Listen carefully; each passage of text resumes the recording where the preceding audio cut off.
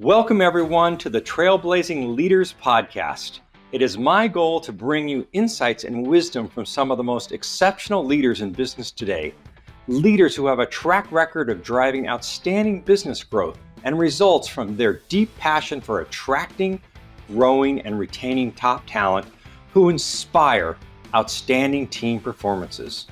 During each episode, my guests will be sharing their expertise and stories and innovations that are covering a range of trailblazing leader topics, such as their philosophy of leadership, how they got to their role, the art and science of creating an organizational culture which attracts and retains great talent, plus what they recommend for up-and-coming trailblazing leaders.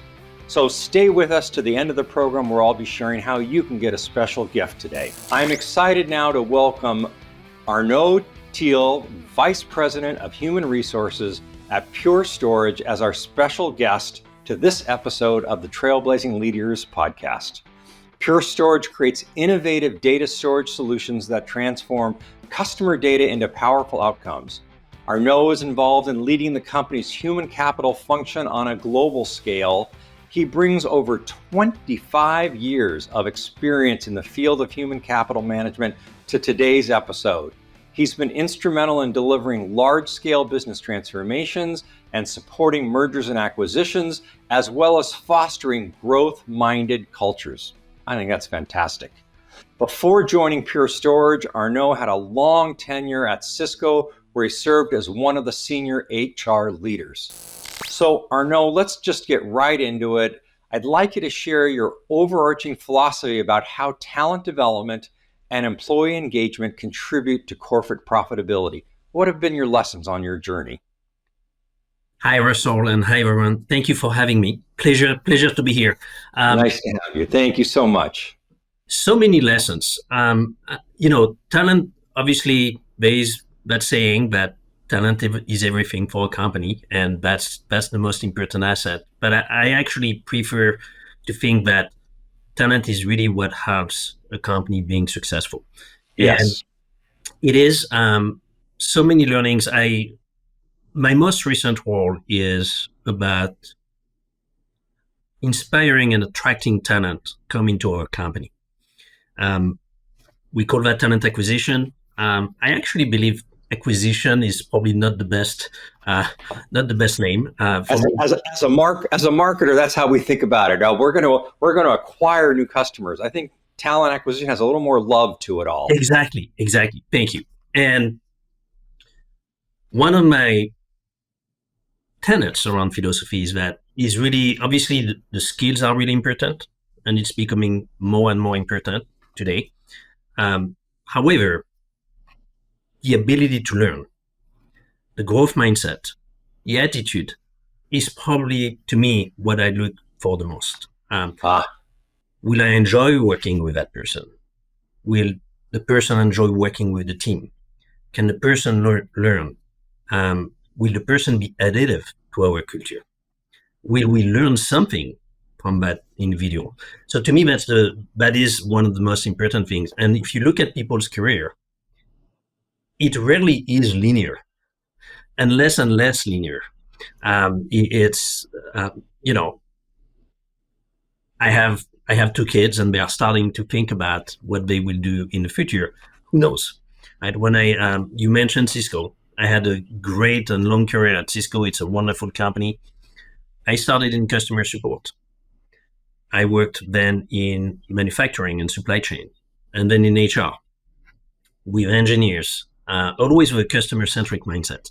So it brought me to different places, and I strongly believe into that. So the ability also for people to take new opportunities, new roles, and to learn. And for companies, the ones that can be successful at this is not only attracting the talent, but also helping talent grow within the organization together. Those would be companies who are the most successful. So I want to talk about two aspects that you talked about.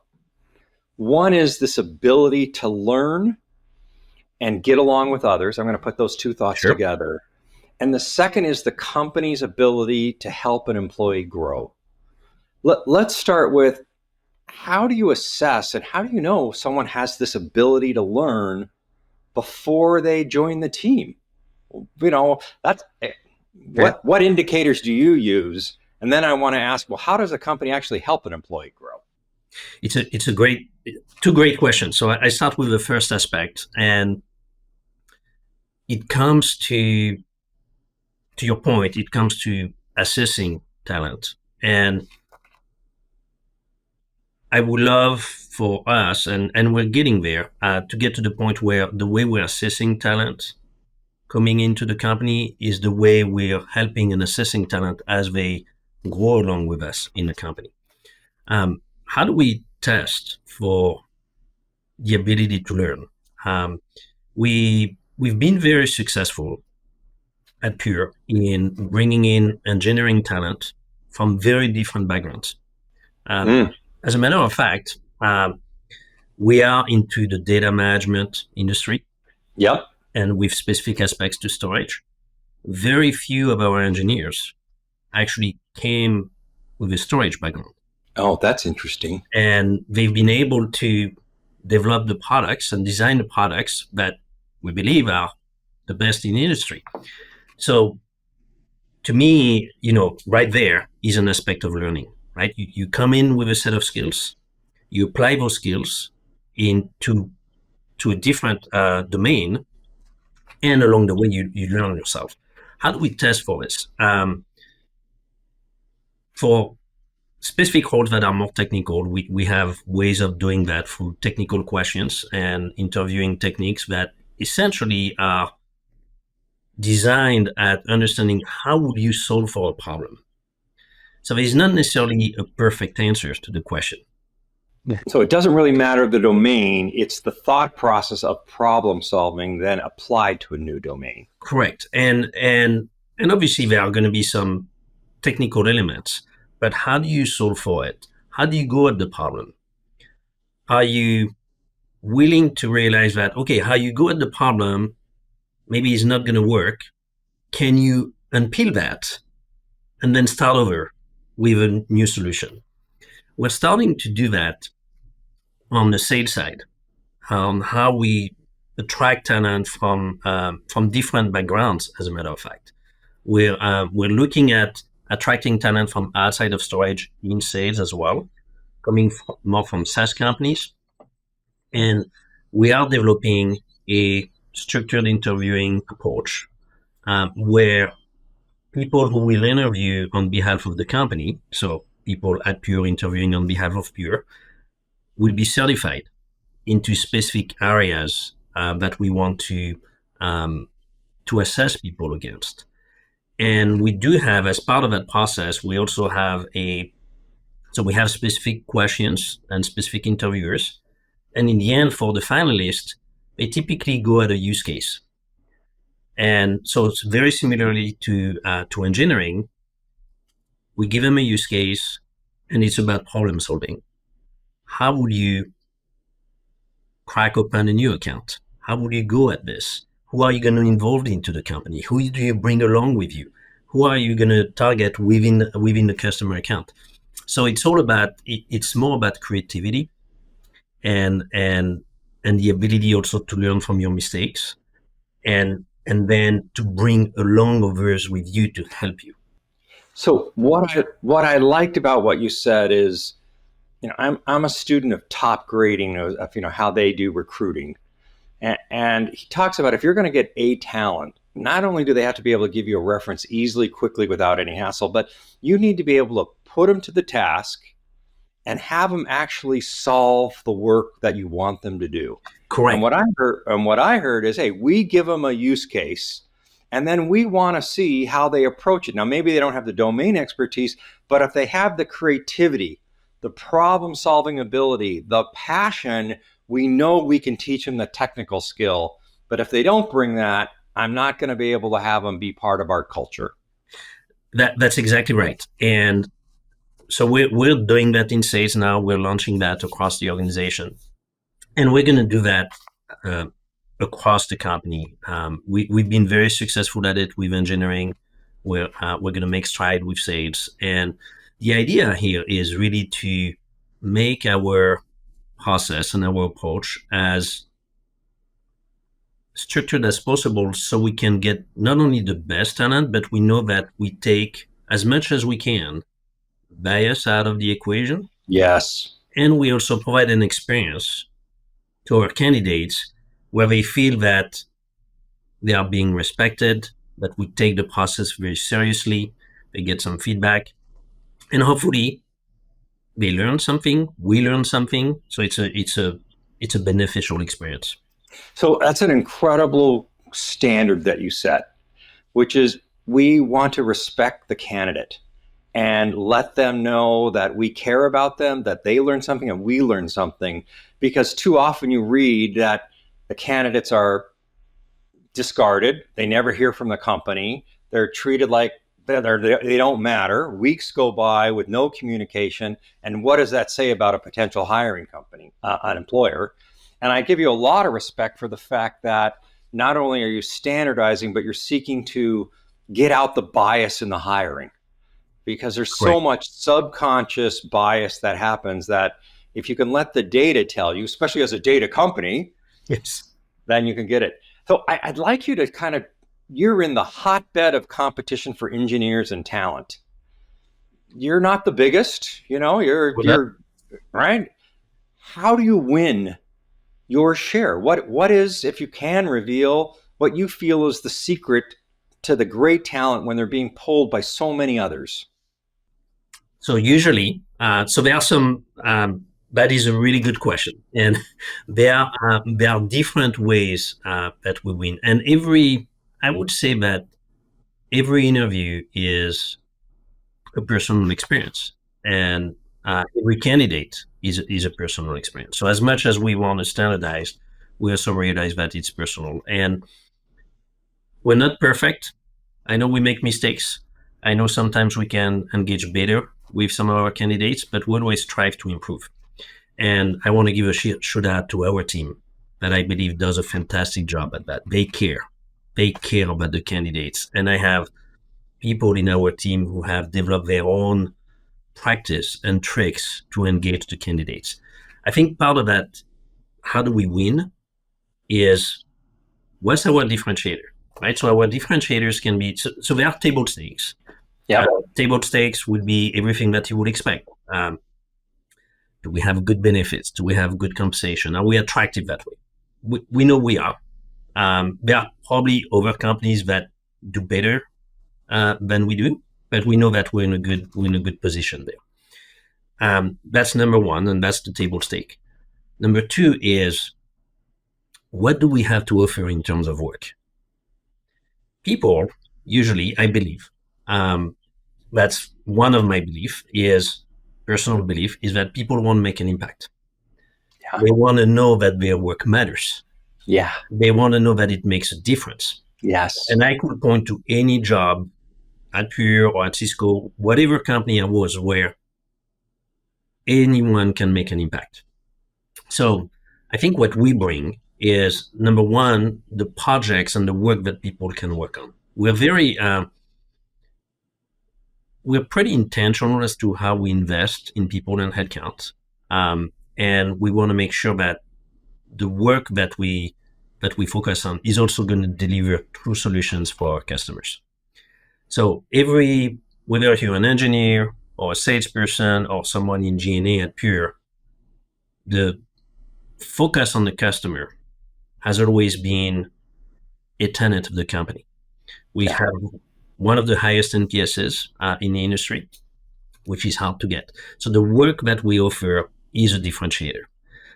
In engineering, for example, if you're an engineer, you're likely going to work on a project and then move on to another project. So we give people opportunities to work on things that matters to our customers, and they can see the impact, right? So we keep very close to our lines of businesses. We keep very close to our customers. We bring customers into the company also so our employees can understand the impact that it makes to them. So the work is really important. You mentioned that we're not the biggest. I do believe that makes a difference as well. Oh, let's talk about that as a competitive advantage. I'm not the biggest, but really it's an advantage. Why? It is an advantage. And the reason is, well, the number one reason might be a little bit obvious, but because we're not as large as some of our competitors, I do believe that how you can interact with people in the company, um, whether it's at all levels, and we're a pretty flat organization, matters. So you're not a number, you're part of the company. People can feel it, and you can really connect to others. So that's and things typically get done faster, Yeah, right? you don't have the politics, the bureaucracy. Correct. You know you're contributing. I want to ask you, when you look back over your career, do you think this concept of I work on work that matters, that my purpose is aligned to the company's purpose, has been the same over your career, or that in these new generations entering the workforce, that alignment of personal passion and personal mission with company mission is important and been increasing? It's increasing. Uh, Absolutely. And you mentioned something really important, Russell, which is the generational aspect. Where so back to attracting talent. It's probably the first time in history where you have 4 or 5 generations together Yep. in the workplace. Yep. That in itself creates complexities Yes, because it does. with that stereotyping, obviously people are in different places in their life, and what matters to them varies. And 100%, I have seen an increase into what I do as an employee has to matter. If I have to come in an office every day or part of the week, it has to matter. People have choices. Yeah. It's a competitive market. So it's becoming more and more important. The impact as well, I do believe that we have on society is important. So it's great to work for a company that has great products, that makes a difference for our customers. Does it make a difference for the world? Uh, So let's take this. So as really just two pieces. How you do your recruitment, and you then bring that candidate to your managers. How do you develop your managers to keep connecting those dots, that the work we're doing matters both to the world and to the worker? And do you, with intent, develop that skill within your managers of the teams they manage? so that's a great question, Russell. We have one of my colleagues, Jason Riley, who is our he leads our leadership and development team. He also leads our DI organization and talent management. Does a fantastic job uh, in helping our employees and managers do that. So we've launched last year what we've called the Pure Leadership Academy, Okay. which really has several components. And it also is by levels of management, and also whether you're a people leader or not. And some of them are more basics, more foundational, what you would expect. So, how, what do I need to do to be a good manager? What are some of the one-on-ones that I need to learn about? And then some more sophisticated and precise learnings based on your level. During that journey, obviously we instill some of that. We actually so we have something that is called Manager Essentials. It's a whole day session during which we bring in all of our people managers. So whether you're new to the company, you're new to people management, you've been promoted as a people manager at Pure, and we talk about specific components of people leadership. The number one thing that in the agenda Oh, I want to hear number one. Let's go. What is the number one is thing? Manager essentials. Go ahead. talent acquisition. So, Talent acquisition. and how to bring in people into the company. And there we Yes. go over some of those things that we just talked about. So not only the structured process, but also what are some of the principles? What is your role as a people leader during the journey of hiring? And it goes beyond hiring. It's once people are in. And back to your to the earlier component of your question. Okay, how do we bring together the element of your work has to matters, the work that you do also matters to the world. So we do that as part of those leadership journeys. We also we're pretty consistent at talking about this to our people leaders and employees generally speaking. Our CEO is very engaged on our aspects of ESG. We we believe also our products, right, is a competitive advantage from that perspective. Is a competitive advantage because has a competitive advantage from an environmental perspective. If you use your products, so if you have a data center, you're likely going to use 85% less power than our competitors. That's a pretty big sustainable savings if you're using your products. That's a That's a big big deal. deal. That's a big deal, right? And data centers are probably in the world are responsible for 2 to 4% of carbon emissions. It's, Right there, we can make a big dent on a major challenge for the world. yeah. So it's good. It's good for business. It's good for the world. And I do believe that that makes a difference. It makes a difference as to how we sell also the company to our candidates. And frankly, it makes our teams proud, right? Like it's, we Yeah. should be proud of, So that inspiration and pride, they go together. And it correct. sounds like you're president and and you're consistently communicating and not assuming they understand the purpose, the mission, the value, the benefits of their work and to society, And especially in your unique area where we're talking about energy consumption and other aspects of energy consumption that impact the world and sustainability. So I hear that talent skill. Is there one more talent skill that you feel besides attracting and onboarding that keeps that person performing well? How does your manager inspire great performance from their teams? What do you teach them? the pursuit of excellence, I think, is one important aspect, right? So we believe that excellence in our products is also what helps our customers. So in a similar way, excellence in the work that we do, and also as people leaders. So paying as much attention to the work that needs to be done as well as to the teams. And that's a really important thing. I have watched, so I've been at Pure for almost 6 years. It's been great to see over time the average tenure of people increase. Right. So when I first started, the average tenure was probably I don't know, maybe 1.5 year, 1.6 years. It's now increased to a little bit over 3 years. Fantastic. So we're already right there, if not at the benchmark, probably a little bit above the benchmark. So we definitely keep leaders on. I wouldn't say on the edge, but on our toes, right? We keep ourselves on our toes. We measure employee sentiment on a regular basis, actually on a quarterly basis, with different type of focuses, and that's important to us. We take action on it as much as we can on the things that we can action and that what we have direct control over.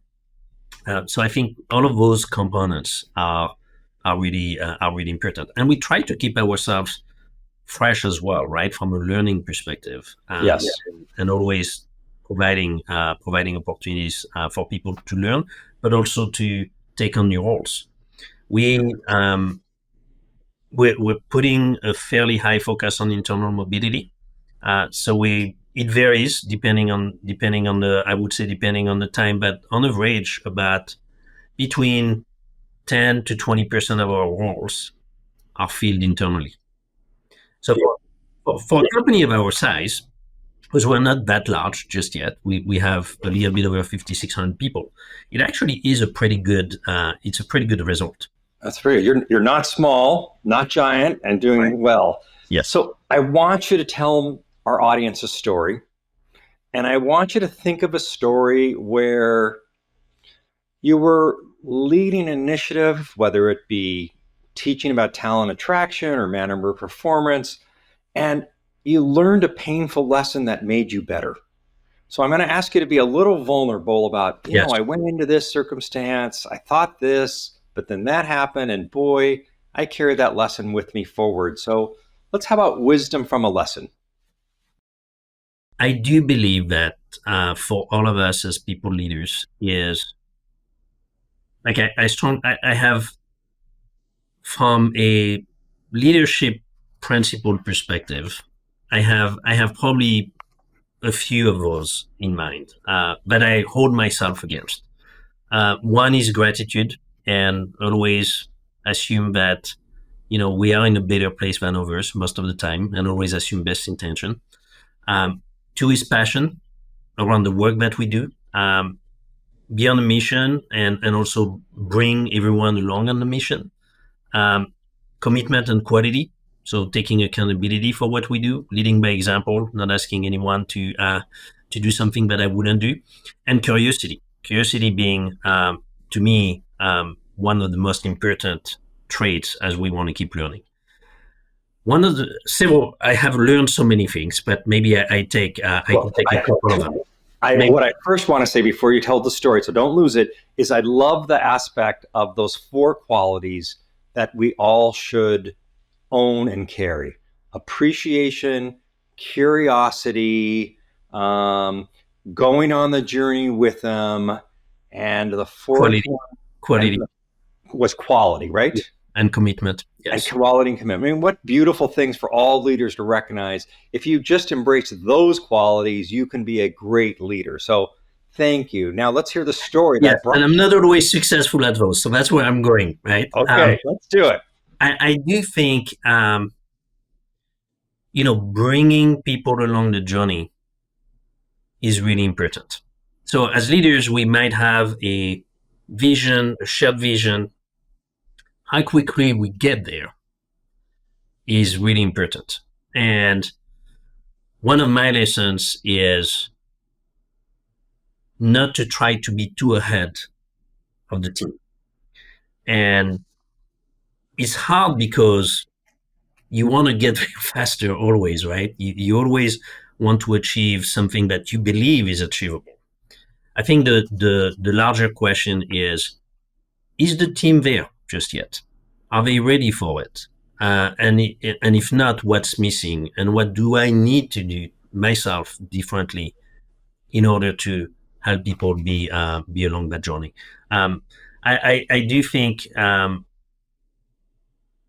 Cisco, at Pure, I've been blessed with the opportunity to do so many things. And I've learned on that aspect, right?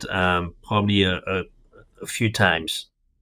And then you apply it differently. And, we, early in my time at Pure, we went from being more US-centric to global. And we moved into Europe. We developed an R&D center in Europe, and that was great. Like I'm very proud of that. One of the lessons learned there is, we did great work in having a talent strategy, assessing the locations that we could go into, and then selecting that location based on a set of criteria, making sure that we have everyone in the company along in that journey. We're going global, but we forgot to tell you. Are you on with us? Exactly. Or you might be dependent on some people or functions or aspect of a function that might not be there yet or might not be ready for that, for whatever reason that is, right? So I do think it's both from a practicality perspective, like literally, whether it's content or systems, etc., but also people, and that's the most important thing. And it comes back to one thing. Typically, it's what's in it for me, right? What's in it for everyone else, right? And what's in it for them. So to me, that's probably one of the number one lesson is making sure that we're not too far ahead. And I think what's interesting is it's hard for the leader to, I'll use the word subjugate. I don't think that's the right word, Sure. to make sure that they, while they're leading from the front, they are not putting their interest ahead of their team. Correct. The whole team wins together. And as soon as one person has their goals that are more important than the other team, the team doesn't accomplish all that it could. Yeah. Not that it's going to fail, it couldn't accomplish all. And I, if you don't mind, you reminded me of a story. I just talked to my daughter yesterday. She works for Walmart. She calls me from the confectionery conference where that's one of the categories she manages. She's from the data side with the company. And she says, my team manager was on the floor with us for 3 straight days. And she walked around on the floor showing us and helping us and making sure we know how to get every value out of every minute we were on the floor. And I said, you know what, Hillary, that's a great leader, because there they were right there with you, teaching, not in the hotel room saying, hey, you go down to the floor. And so I think this Leading by example. leading by example, sometimes, it's hard. It's hard to be a manager. It's hard to lead by example. We have a lot of pressures, but that separates the good from the magnificent. And you have, yes, and you have a lot of stakeholders, right? And the more complex the work, the more stakeholders typically. So by the way, congratulations. She works for a great company. Thank you. I'm very proud of her. I mean, they have a lot of data. I will mention one thing. I was at the conference back in November, LinkedIn Talent Connect, and Walmart was there, and they spoke about how they are using AI for their people, and it was very interesting to see what they are doing. So I loved it. So I'm glad she's there. But yeah, thank you. I'm glad too. We could have a whole conversation. So let's close on 2 topics. Yes. What is the applications for AI as it relates to, I'm going to keep it within the category of talent, development, and performance. We know AI is going to be a great enabler. It's going to help us be smarter and more efficient. But given your wisdom and knowledge, if you were to speak to the audience, hey, if you're a people talent person, this is how I suggest you think about what AI is going to bring for you and your company. So several things. Obviously, it's such an important topic, right? Everybody is talking about it. Of course. We certainly are, and as a company, and our products enable AI in many ways. I have several thoughts on the topic, and it's because it's been long in the making, and it's actually a very interesting. It's a very interesting aspect of technology evolution. There's been so many technology transition. I do believe, when we came from computers to the internet to mobile to social media, now to AI, that one is likely to be even bigger or have a bigger impact. And I don't think that, we truly fully understand what it's going to do. But if I were to think about talent and the world of work and what it's going to do, when we hear about, you might hear people say, oh, AI is not going to take your job. Someone who is going to use AI better than you do is going to take your job. There's truth to that and there isn't. I actually believe that AI will displace some jobs. That's the statistic I read. It's going to displace 85 million and it's going to create 97 million. And it typically happens that way, right? So when I think about in the context of talent, I was actually thinking about that yesterday. It's going to push all of us to think differently and likely to use different skills. So here's the reason. Number one, it's not going to solve for everything, and there's no magical wand. If you're any company today, like most companies have to become tech companies, use a number of systems. So even with AI today, you still need to have some kind of architecture, whether it's for your people system or your customer systems, you name it. It's still very complex. AI doesn't yet solve for the complexity of your technology stack, but it will become, it will help with this. So for me, like the way I want us to use it, and we're already starting to do that, is use AI to solve some very specific use cases. For example, one that comes up all the time, but that is very simple, is job descriptions. Okay, how help me write a job description that is more focused on, rather than being a list of skills, something that is more performance-based, outcome-based. And you can do that. It's very simple. So AI is going to solve for a number of tasks, and it's going to help us to do more tasks with less, I would say, Yep. or We're faster. going to be more efficient for sure. And faster. So it's an augmentation. What it means for us as people, and now often what I see is that people have a comfort in doing tasks because they know how to do it. Yep. So all of a sudden you have some elements of technology doing that task for you. Okay, how does your role evolve from that? Yeah. What does that mean? And that to me, that's the beauty of it, right? Is that then it creates new opportunities, new things, new jobs potentially altogether, but definitely in any job it evolves. And that's why when I interview for people, I look for the ability to learn, the curiosity element, can they be creative? Because the true elements of who we are as human beings are going to come to the table more and more often. And it's hard to replace, and I don't think it will, it's hard to replace how we interpret things, common sense. How do we look at things? How do we work together? How do we engage our customers and our team? So it's going to put a lot of pressure on us. Like ideally, AI can help you leverage data in your company, as an example, to tell a story, to make you more dangerous, right, as a partner to your customers, which is great. How are you going to use it, right? And to me, that's very exciting. It's really cool. Yeah. I was watching a 60 Minutes episode the other day, and the professor interviewed said, no machine will replace the human creativity and compassion and empathy. And I do think it's going to force us to think harder, be more creative. And as you say, many people are very comfortable with the dopamine release of, I did the task, I checked the box. I did the task, I checked the box. I did my job, I go home, I live my life. But the future is going to require us to think, and it's going to require cognitive abilities that for many, maybe they don't have quite yet, and are going to, as you say, I look for those who can grow and learn, because if I don't have it, they won't be a good fit in my company, because I know that's what's happening here.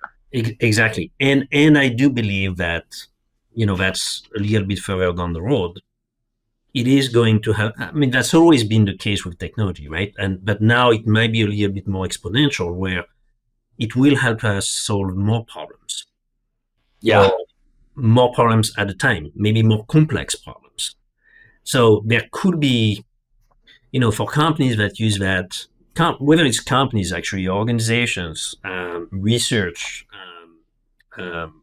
organizations, there could be a leapfrog moment there, right? Where we are able to solve for things that we didn't think we could, or at least not in our lifetime. So to me, that makes it really. It's gonna, for our children and your children, it's an exciting time ahead. Yes. And so to that point, if you look and want to give 3 pieces of wisdom to the up and coming trailblazing leader, whether they be the CEO, a senior manager, or a senior leader in HR, if you had just 3 pieces of wisdom from all your experience, what do you want to leave them with? What would you advise them? Specifically, so for people who are in HR, I would say you are the business, and don't look at HR as, you sometimes hear, we want a seat at the table. We are part of the table, right? So you are, in essence, you are the table. Exactly. So like any other business leader, and whether you're a people leader or not, like, this is going to become an even more important role. Yep. We just talked about AI. I think that in itself is compelling. So that's probably number one. Number two is, and that's more my nature, is always look at things into context. And it's very easy for us to narrow ourselves, like you go into a rat hole and you do something, put things into perspective and understand where others are coming from. Put yourself in the shoes of someone else and understand how they might feel about something. So that, to me, that's a skill. I mean, in the context of AI, right? Like, you can't replace that, and that's something that is truly, I think, for us as human beings, is something that we can always do. Number three is curiosity, and that's one of the leadership principles that I mentioned. Yeah. Stay curious all the time, Yeah. and fast. Yeah. And the things are changing very quickly. They are becoming more complex. So stay very curious. There is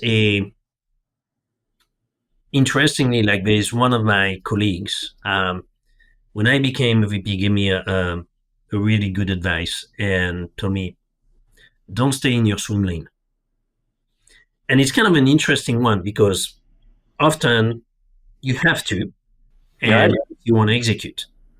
But as you grow and as your responsibilities grow, you can't stay in your swim lane.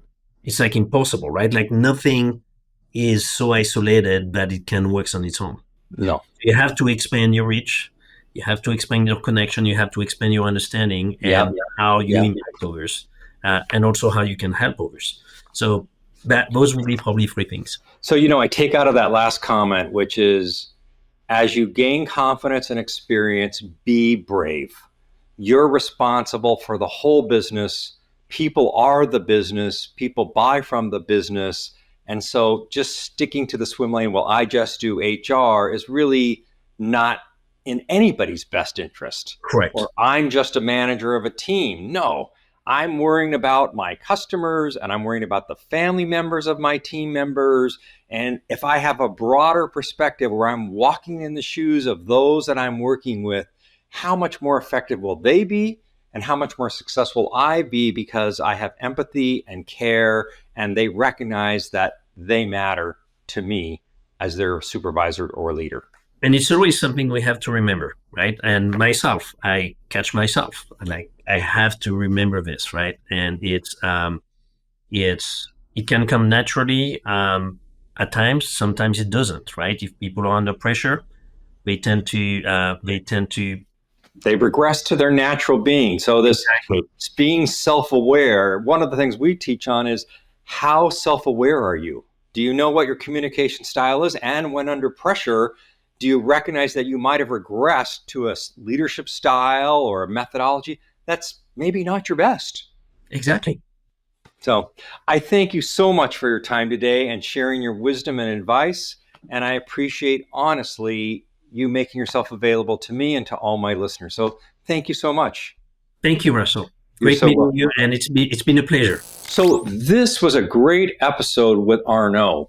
As the HR director of almost a 5,000, approaching 6,000 employee sized technology company in the heart of Santa Clara, competing for talent, he really summarized, I thought, was important points for leaders and HR professionals. What he talked about was actually that their size was a competitive advantage, and the fact that the people who come to their organization know that they are making an exact contribution to the business. And on that note, he talked about how important it is to be communicating that people are working on important projects that they're passionate about, and also that are important projects that are helping society. That alignment of mission and purpose and value has been increasing, especially with the younger generations that are now entering the workforce, and they make a proactive commitment to have conversation with the managers and with the full team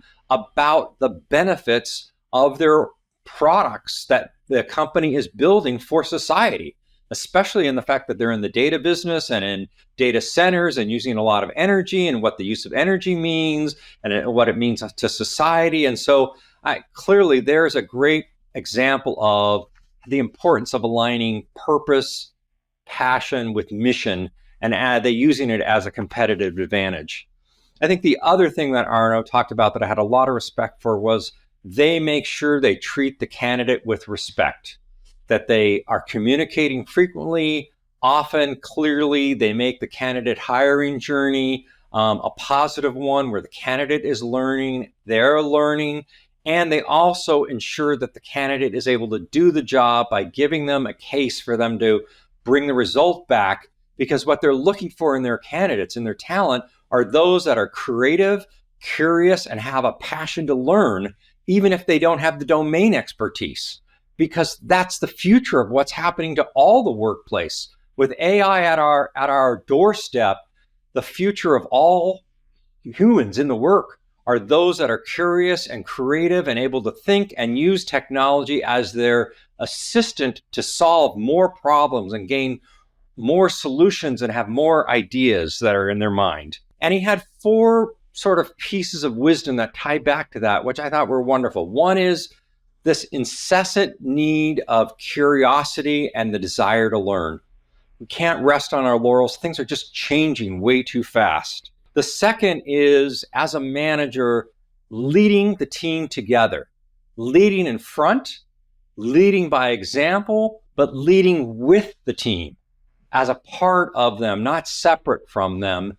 And the other thing, which is I thought was a really important lesson that he shared, is not being too far out in front of the team, making sure the team is ready. And he shared a very interesting story about going global and opening up a new R&D center in Europe, but the rest of the organization wasn't really quite ready for that. And I thought, I'd never heard that before. So I hope you enjoyed this episode and learned a lot from Arnaud.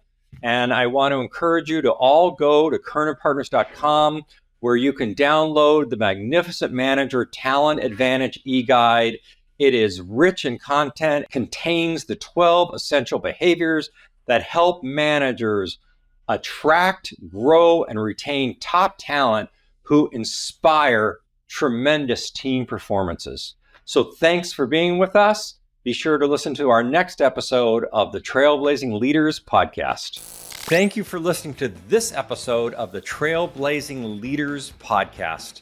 If you want to check out more episodes, you're going to find them on all major streaming platforms such as Spotify, Apple Podcasts, and of course, YouTube. The podcast is also available at our website at kernandpartners.com. Thank you for being with us today, and we'll see you on our next episode.